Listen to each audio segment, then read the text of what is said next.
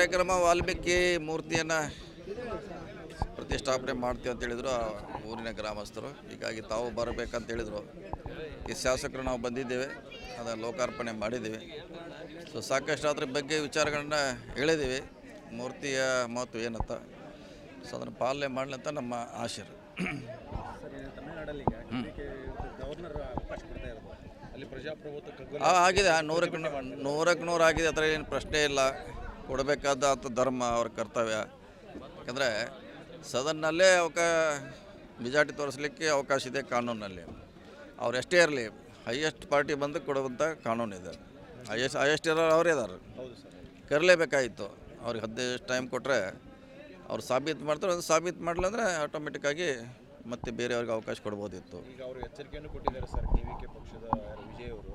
ಈಗಾಗಲೇ ನಾವೇನು ಅವಕಾಶ ಕೊಡಲ್ಲ ಅಂತ ನಾವೆಲ್ಲರೂ ಕೂಡ ರಾಜೀನಾಮೆ ಕೊಡ್ತಾಯಿವಿ ಅನ್ನೋ ಮತ್ತೆ ಎಲೆಕ್ಷನ್ಗೆ ಹೋಗ್ತಾರೆ. ಸೊ ಅವಾಗ ಸಮಸ್ಯೆ ಅವರಿಗೆ ಆಗ್ತೈತೆ ಬೇರೆಯವರಿಗೆ. ಸೊ ಆದಷ್ಟು ಬೇಗ ಅವರ ಡಿಸಿಷನ್ ತೊಗೋಬೇಕಂತ ನಮ್ಮದು ಅವರಿಗೆ ರಾಜ್ಯಪಾಲರಿಗೆ ವಿನಂತಿ. ರಾಜ್ಯಪಾಲರ ನಡೆ ಹಿಂದೆ ಮೋದಿಯವರ ಕೈವಾಡ ಇದೆ, ಇದ್ದೇ ಇರ್ತೈತೆ. ಆಟ ಆಡ್ತಿದ್ದಾರೆ. ಕೇಂದ್ರದಿಂದ ಅವ್ರ ಡೈರೆಕ್ಷನ್ ಇಲ್ಲದೆ ಅವ್ರು ಮಾಡ್ಲಿಕ್ಕೆ ಸಾಧ್ಯ ಇಲ್ಲ. ಸೊ ಅದು ವೆಸ್ಟ್ ಬೆಂಗಾಲಲ್ಲಿ ಸಾಬೀತಾಗಿದೆ, ಇಲ್ಲೂ ಕೂಡ ಸಾಬೀತಾಗಿದೆ. ಸೊ ಮೆಜಾರಿಟಿ ಇದೆ, ಅವ್ರಿಗೆ ಅವಕಾಶ ಕೊಡಬೇಕಂತ ನಮ್ಮ ಪ್ರಾರ್ಥನೆ.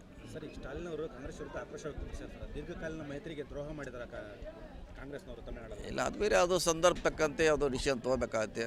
ಕಾಂಗ್ರೆಸ್ ಪಾರ್ಟಿ ತೊಗೊಂಡಿದೆ. ಯಾಕೆಂದರೆ ಅವ್ರು ನಾವು ಸಪೋರ್ಟ್ ಮಾಡದೇ ಹೋಗಿದ್ರೆ ಒಂದು ಸೆಕ್ಯುಲರ್ ಪಾರ್ಟಿ ಮತ್ತು ಅಧಿಕಾರವನ್ನು ವಂಚಿತ ಆಗ್ತದೆ. ಅದು ಒಂದು ಸೆಕ್ಯುಲರ. DMK ಕೂಡ ಸೆಕ್ಯುಲರ, TVK ಕೂಡ ಸೆಕ್ಯುಲರ್. ಈಗ DMK AIADMK ಎರಡೂ ಮೈತ್ರಿ ಆಗುವ ಒಂದು ಮುನ್ಸೂಚನೆಯನ್ನು ನೋಡ್ಬೇಕಾದ ಅದು ನೋಡೋಣ. ಅದು ಈಗಂತೂ ಮೆಜಾರಿಟಿ ಇರೋದು ಇವರಿಗೆ ಅವಕಾಶ ಕೊಡೋದು ಒಳ್ಳೆಯದು ನಮ್ಮ ಅಭಿಪ್ರಾಯ. ವಿಜಯ್ ಅವರಿಗೆ ಕಾಂಗ್ರೆಸ್ ಸಪೋರ್ಟ್ ಮಾಡಿದ್ದಕ್ಕೆ ಈ ರೀತಿ ಅಡ್ಡಗಾಲಕ್ಕೆ ಹಾಕ್ತಿದ್ದಾರೆ ಅನ್ನುವಂಥದ್ದು ಸರ್. ಇಲ್ಲ ಹಾಗೇನಿಲ್ಲ, ಇನ್ನೂ ಇದ್ದಾರೆ ಅವ್ರ ಕಡೆ 118 ಆಗೇ ಆಗ್ತೈತೆ, ಆಗೋಲ್ಲ ಅಂತೇನಿಲ್ಲ. ಇನ್ನೂ ಪಕ್ಷೇತರು ಇದ್ದಾರೆ, ಬೇರೆ ಪಾರ್ಟಿ ಇದೆ, ಅವ್ರು ಸಪೋರ್ಟ್ ಮಾಡ್ತಾರೆ. ಅವ್ರು ಸರ್, ನಾಳೆ ಅಭಿಮಾನೋತ್ಸವವನ್ನು ಮಾಡ್ತಾ ಇದ್ದಾರೆ BJP ಅವರು. ಸೊ ಹೀಗಾಗಿ ಇದು 2028ಕ್ಕೆ ನಮ್ಗೆ ಶಕ್ತಿ ಆಗ್ತಾ ಇದೆ, ಶಕ್ತಿ ತುಂಬುತ್ತೆ. ನಾವು ಪಕ್ಷವನ್ನು ಸಂಘಟನೆ ಮಾಡಿ ಅಧಿಕಾರಕ್ಕೆ ಬಂದೇ ಬರ್ತೇವೆ ಅನ್ನೋ ನಿಟ್ಟಿನಲ್ಲಿ ಈ ಒಂದು ಕಾರ್ಯಕ್ರಮ ಮಾಡ್ತಾ ಇದ್ದೇವೆ ಅನ್ನೋದು ಸರ್. ಇದು ಎಷ್ಟು ಮಟ್ಟಿಗೆ ಅದರಲ್ಲೇನು ತಪ್ಪಿಲ್ಲ. ಯಾಕಂದರೆ ಅವ್ರ ಪಕ್ಷ ತರಲಿಕ್ಕೆ ನಾನಾ ರೀತಿಯ ಉಪಾಯಗಳನ್ನು ಹುಡುಕ್ತೀವಿ. ನಾವು ದಾವಣಗೆರೆ ನಾವು ಮಾಡಿದ್ದೀವಿ. ಯಾರ್ದು ಮಾಡಿದ್ರು? ಸಿದ್ದರಾಮ ಉತ್ಸವ ಮಾಡಿದ್ದೀವಿ. ಅವರು ಮಾಡ್ತಾ ಇರ್ತಾರೆ, ಏನು ತಪ್ಪಿಲ್ಲ. ಅದಕ್ಕೆ ನಾವು ಕೌಂಟ್ರ್ ಮಾಡಬೇಕು. ಸರಿ, H. ವಿಶ್ವನಾಥ್ ಅವರು ಈಗ ಅಭಿಮಾನೋತ್ಸವದ ಬಗ್ಗೆ ಈ ಪೋಕ್ಸೋ ಆರೋಪಿಗೆ ಅದು ಹೇಳಿದ್ದಾರೆ ಅವ್ರ ವೈಯಕ್ತಿಕ ಅಭಿಪ್ರಾಯನ ಹೇಳಿದ್ದಾರೆ. ಸೊ ಇಲ್ಲ, ಅದು ಏನೋ ಆಗಲಿ, ಅವರು ಒಬ್ಬರು ಹಿರಿಯರು, ಯಡಿಯೂರಪ್ಪನವರು, ಅವರು ಹುಟ್ಟುಹಬ್ಬನ ಮಾಡ್ತಿದ್ದಾರೆ ಅವ್ರ ಪಕ್ಷದವರು, ಅಭಿಮಾನಿಗಳು. ಅದಕ್ಕೆ ನಾವು ಶುಭ ಕೋರ್ತೀವಿ ಅಷ್ಟೇ. ಯಾಕಂದ್ರೆ ಅದನ್ನ ವಿಶ್ವನಾಥ್ ಅವರ ವೈಯಕ್ತಿಕ ಅಭಿಪ್ರಾಯ. ನಮ್ಮ ಅಭಿಪ್ರಾಯ ಒಳ್ಳೆಯ ಹೋರಾಟಗಾರ ಅವರು ಕೂಡ. ಸೊ ಆ ರಾಜಕೀಯ ಹಿನ್ನೆಲೆ ಏನೇ ಬೇರೆ ಇದ್ದರೂ ಅದನ್ನು ರಾಜಕೀಯ ದೃಷ್ಟಿಯಿಂದ ಮಾತ್ರ ನಾವು ನೋಡಬೇಕಾಗಿದೆ, ಅಷ್ಟು ಮಾತ್ರ ನೋಡ್ತಾ ಇದ್ದೀವಿ. ರಾಜ್ಯದಲ್ಲಿ ಸಚಿವ ಸಂಪುಟದ ಯಾವಾಗ ಆಗುತ್ತೆ? ಅದು ಗೊತ್ತಿಲ್ಲ, ಆಗಬೇಕು, ಬೇಗ ಆಗಬೇಕಂತ ಆಸೆ ಇದೆ, ನಿರೀಕ್ಷೆ ಇದ್ದಾರೆ. ವೇಟ್ ಮಾಡೋಣ. ಇನ್ನೊಂದು 15 ದಿವಸದಲ್ಲಿ ಎಲ್ಲ ಸರಿ ಹೋಗ್ಬೋದು. ಸರ್, ಈಗ ರಾಜಣ್ಣ ಅವರು ಕೂಡ ಹೇಳಿಕೆ ಕೊಟ್ಟಿದ್ದಾರೆ, CM ಏನು ಕುರ್ಚಿ ಗುದ್ದಾಟ ಇದೆ, ಇದನ್ನು ಹೈಕಮಾಂಡ್ ಕೂಡಲೇ ಬಗೆಹರಿಸಬೇಕು, ಸೂಕ್ಷ್ಮ ಅದನ್ನು ನಾವು ಅದನ್ನು ಹೇಳಿಲ್ಲ. ಕಷ್ಟ ಆಗುತ್ತೆ 2028ಕ್ಕೆ ಅನ್ನೋದು ನಾವು ಸುಮಾರು ಸಾರಿ ಹೇಳಿದ್ದೀವಿ, ಇವತ್ತು ಅದನ್ನೇ ಹೇಳ್ತೀವಿ, ಬೇಗ ಬಗೆಹರಿಸ್ಬೇಕಂತ ನಮ್ಮ ವಿನಂತಿ.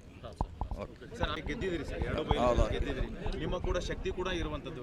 ಸೊ ಎಲ್ಲೋ ಒಂದು ಕಡೆ ನಿಮ್ಮ ಒಂದು ಅಭಿಮಾನಿಗಳು ಕೂಡ ನೀವು ಸಿಎಂ ಆಗಬೇಕು ಅನ್ನುವಂಥದ್ದನ್ನು ಕೂಡ ಹೇಳ್ತಾ ಇದ್ದಾರೆ. ಸೊ ಅದಕ್ಕೂ ಕೂಡ ಎಲ್ಲೋ ಒಂದು ಕಡೆ ಈಗ ಸತೀಶ್ ಜಾರಕಿಹೊಳಿ ಸೈಲೆಂಟ್ ಆಗಿಬಿಟ್ರೆ CM ವಿಚಾರದಲ್ಲಿ ಆಗುವಂಥ ಇಲ್ಲ ಅಂತೇಳಿ ನಮ್ಮ ಕ್ಲೇಮ್ ಇಲ್ಲ ಅಂತೇಳಿ ಈಗಂತ ಇಲ್ಲ, ಪಕ್ಷ ಸಂಘಟನೆ ಮಾಡೋದು ಅಷ್ಟೇ. Okay, thank you.